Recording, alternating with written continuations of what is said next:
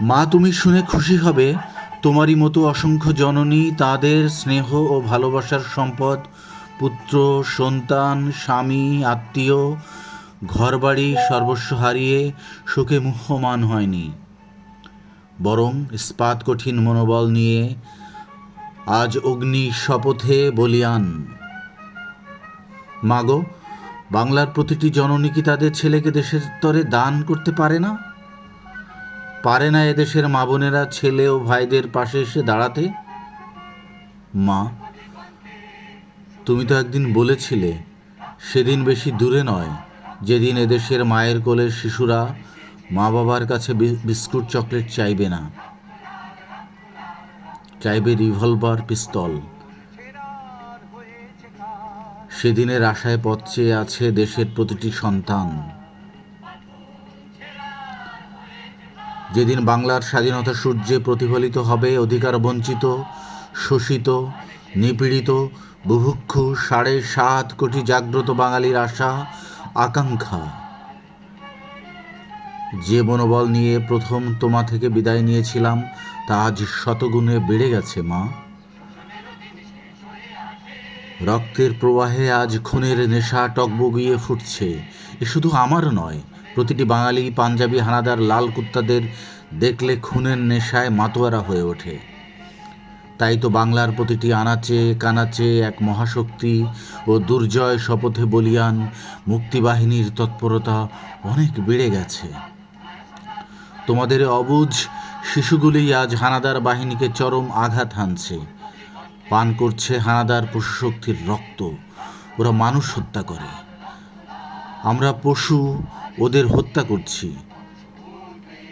এই তো সেদিন বাংলাদেশ ময়মনসিংহ জেলার সদর দক্ষিণ মহকুমার কোনো এক মুক্ত এলাকায় ভালুকাতে প্রবেশ করতে গিয়ে হানাদার বাহিনী মুক্তিবাহিনীর বীর যোদ্ধাদের হাতে চরম মার খেয়েছে।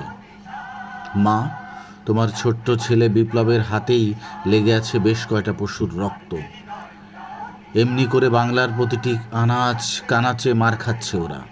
মাত্র শুরু, যুদ্ধনীতি ওদের নেই। তাই বাংলার নিরীহ অস্ত্রহীন কৃষক, শ্রমিক, ছাত্র, শিক্ষক, বৃদ্ধ, শিশু ও নারীর উপর হত্যাকাণ্ডের মই চালাচ্ছে। এ হত্যাকাণ্ড ভিয়েতনামের একাধিক মাইলাইয়ের হত্যাকাণ্ডকেও ছাড়িয়ে গেছে। ওরা পশু, পশুত্বের কাহিনী শুনবে মা? তবে শোনো, শত্রু কবলিত কোনো এক এলাকায় আমার এক ধর্ষিতা বোনকে দেখেছিলাম নিজের চোখে।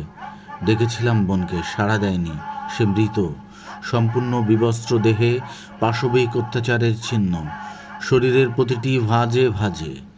বাংলার শিশু ছিল তার গর্ভে, কিন্তু তবু পাঞ্জাবি পশুর হায়নার কাম দৃষ্টি থেকে সে রেহাই পায়নি। সে মরেছে, কিন্তু একটা পশুকেও হত্যা করেছে। গর্বিত, স্তব্ধ, মূঢ়, কঠিন হয়েছিলাম।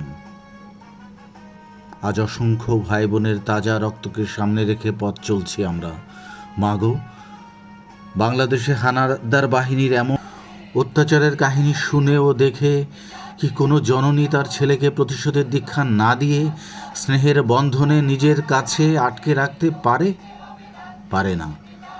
প্রতিটি জননী আজ তার ছেলেকে দেবে মুক্তিবাহিনীতে, যাতে রক্তের প্রতিশোধ, নারী নির্যাতনের প্রতিশোধ শুধু রক্তেই নেওয়া যায়।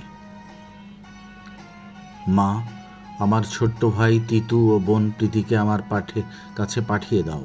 পারবে না আমাদের 3 ভাই বোনকে ছেড়ে একা থাকতে? মা, মাগো, দুটি পায়ে পড়ি মা। তোমার ছেলে ও মেয়েকে দেশ ও জাতির ক্রান্তি লগ্নে ঘরে আটকে রেখো না। ছেড়ে দাও স্বাধীনতার উত্তপ্ত রক্তপথে। শহীদ হবে, অমর হবে, গাজী হয়ে তোমারই কোলে ফিরে আসবে। মা, মাগো, জয়ী আমরা হবই। দোয়া রেখো, জয় বাংলা। ইতি তোমারই বিপ্লব।